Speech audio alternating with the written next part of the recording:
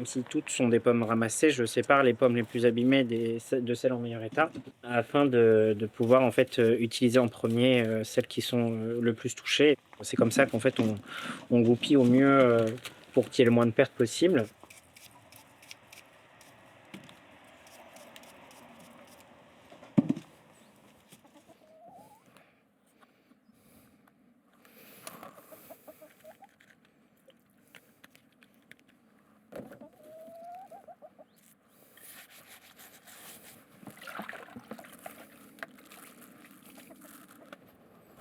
Qu'est-ce que tu fais là?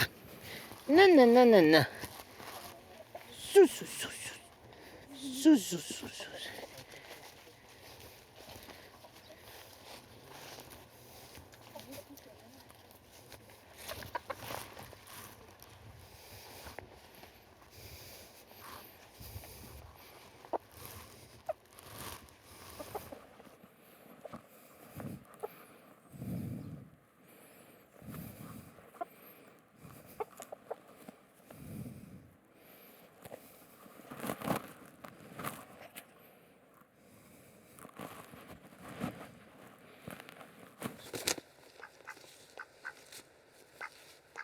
Dis papa, qu'est-ce que tu fais? Les poules, ça peut résister jusqu'à ouais, moins 15 degrés, mais le canard tout seul dans sa maison, je suis pas convaincu. Puis bon, c'est pas que c'est mon préféré, mais un petit peu quand même.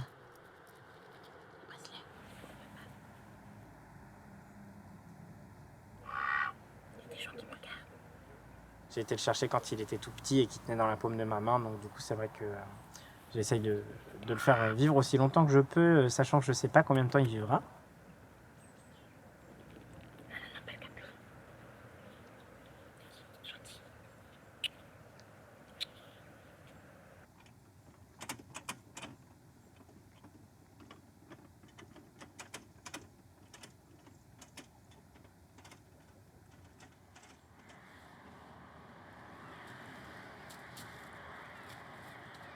Le fait d'être un verger dans un village, c'est surtout, on se rend compte surtout de la complexité de la chose.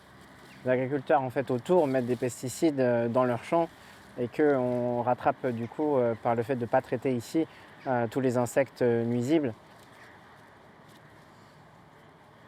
Après, eux ont des difficultés sur d'autres points avec les lois, etc., qui sont pas les plus favorables en France. Que ça soit pour une bonne rentabilité, mais pour une bonne écologie bio aussi, quoi.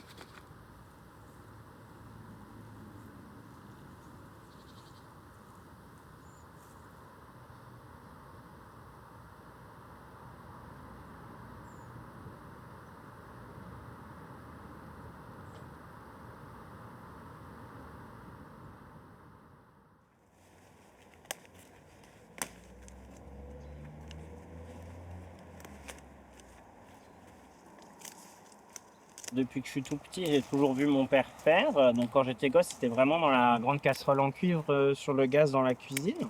C'est pas un souvenir d'une journée précise, c'est des années à répétition en fait de voir mon père faire. Et pareil avec le potager, ramasser les feuilles à l'automne, couper les petites branches pour faire le paillage. Et ça, en fait, ça devient des rituels chaque année dans l'ordre des saisons. Et puis on continue sur ça. Et puis j'ai pris la suite parce que voilà, le corps vieillit et puis on n'arrive plus à en faire autant.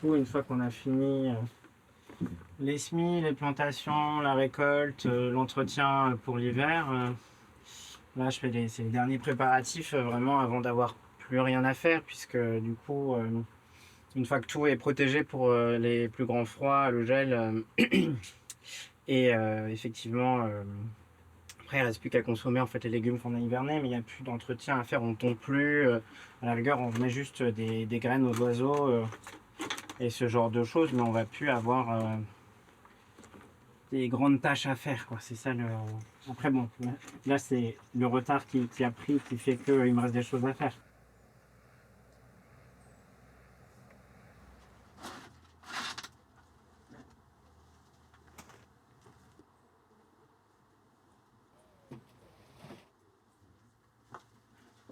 C'est plus apaisant, je trouve, d'être dans le silence de l'hiver. De toute façon, c'est prouvé scientifiquement que la neige absorbe le bruit.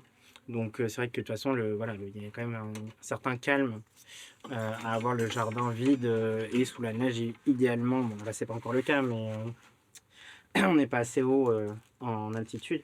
Mais effectivement, avoir le jardin sous la neige sans voir quelle plante est où.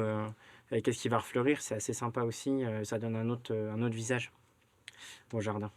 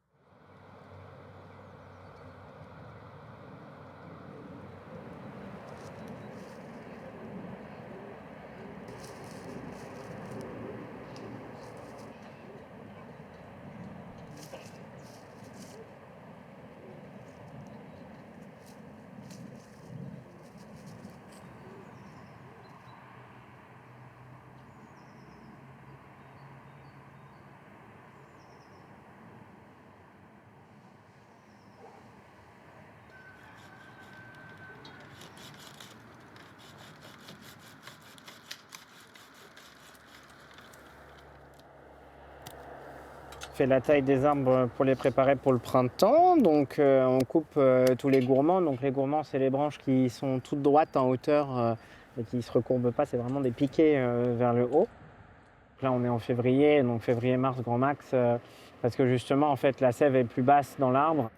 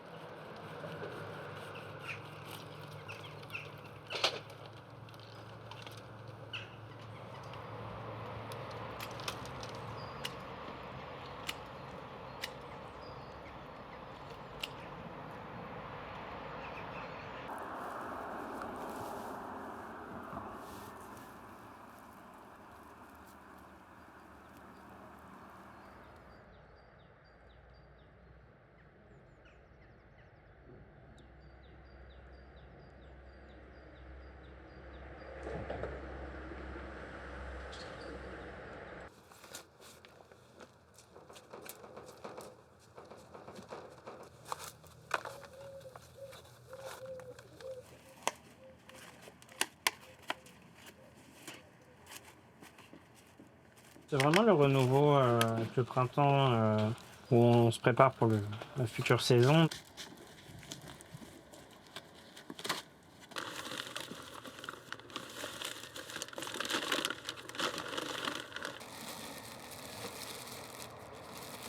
C'est vraiment ce truc de, voilà, on prépare le printemps, on prépare l'été, on prépare la future récolte à justement, en fait, se dire, bon, futurs légumes qu'on pourra manger, mais pour l'instant, c'est que voilà, quelques graines éparses qu'on étale en se disant, bon, en espérant que ça prenne.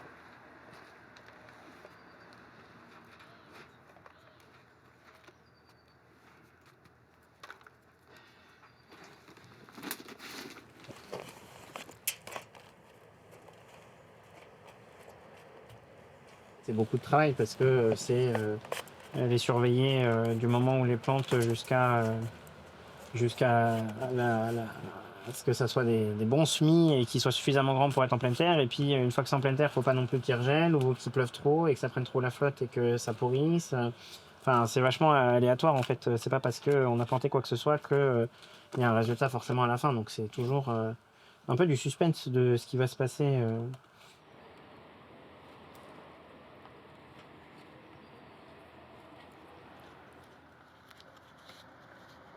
Sur les étiquettes, c'est toujours un peu écrit semis. Du coup, là, on est à février, mars, avril.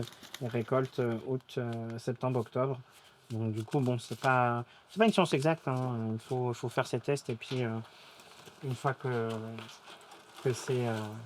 c'est validé, on essaie de reproduire à l'identique les années d'après pour dire que ça a bien fonctionné et que si c'est la bonne technique, on recommence, quoi.